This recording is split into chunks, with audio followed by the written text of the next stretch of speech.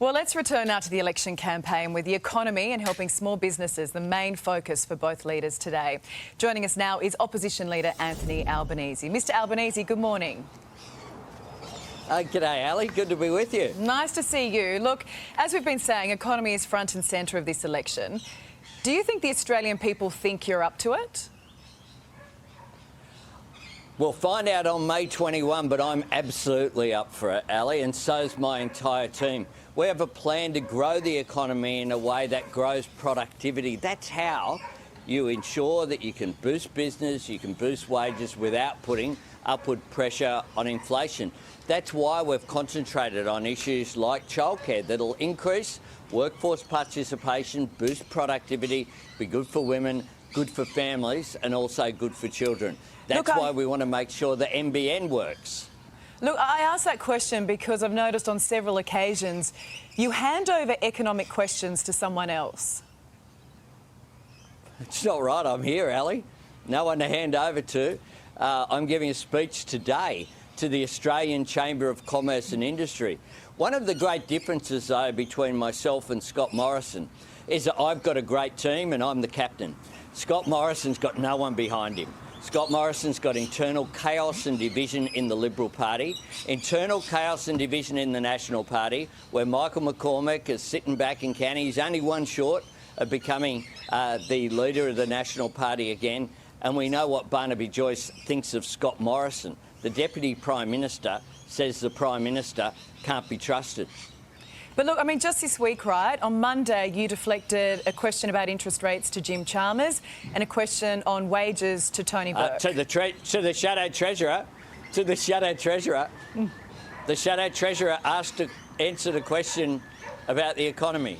You were asked a question and you deferred to him. Then on Tuesday, it was a question about housing to Jason Clare.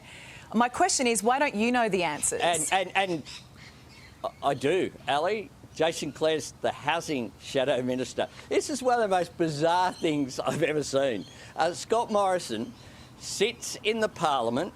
We ask him questions. No Prime Minister since Federation has referred more questions to their ministers. When we ask questions of Scott Morrison, he refers them continually.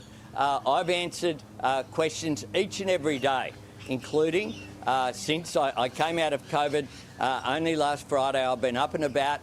Today I have another press conference. I'll give you the big tip. Chris Bowen is going to be there. If there are questions that he wants to answer and add detail on climate change and energy, of which he's the Shadow Minister, then he may well have something to say about that. And then I'll be speaking to the Australian Chamber of Commerce and Industry at lunchtime about the important need to lift productivity. I want to work with business. I want to bring business and unions and the community together in the national interest. See, I mean, the thing is there, you say you know the answers, but I think people sitting at home go, I'm not sure you do, because you don't see Scott Morrison handing over to anyone during this campaign. You do continually, except Scott Morrison can't appear with Josh Frydenberg because Josh Frydenberg doesn't want to be in the same frame as Scott Morrison because the voters of Keong regard Scott Morrison as toxic. So you won't see Scott Morrison visiting North Sydney, Warringah, Mackellar, Wentworth, Kooyong, Goldstein during this campaign. You won't see. Yesterday I was up with Tanya Plibersek at a TAFE talking about education in Melbourne. Now, Scott Morrison can't appear, not only cannot appear with his education minister, he can't even say who it is. He says that Alan Tudge is still the education minister, but he stepped aside. The truth is that he's in witness protection, as are so many of these government ministers. This is a rabble. It's a mess, Ali. Look, I mean, the question is, though, you want to be the next Prime Minister. You want to run the country. Shouldn't you be across your briefs? I am, Ali. I am.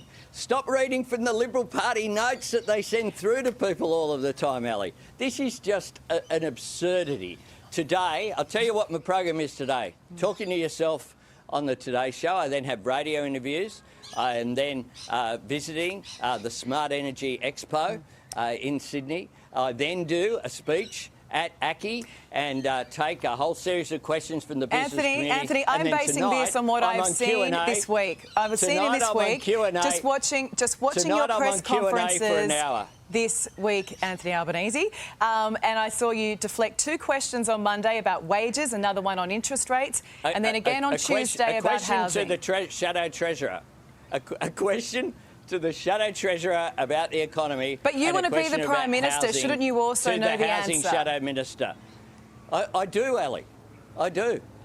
I think your problem is after that stumble week 1, when you didn't know the cash rate or the unemployment rate, any time you do defer, it suggests you don't know. That's nonsense, Ali. And your viewers are smarter than that. And your viewers know that I lead a team. I'm the captain. I'm proud of my team.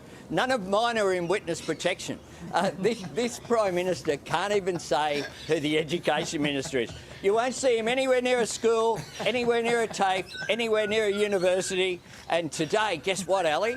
Today at the ACCI speech, Jim Chalmers will be there, Katie Gallagher will be there, Tanya Plibersek will be there, Jason Clare will be there. A whole lot of my team will be there to hear my speech and hear me take questions from the business community. And guess what? That shows what a team we are, Ali. It shows what a team we are. And the idea, I saw that, frankly, on, there was a report the other day that said, Albanese gives housing question to Housing Shadow Minister, whatever the headline was, and we all just had a chuckle and could not believe how frankly, strange that spin was. Which came straight from...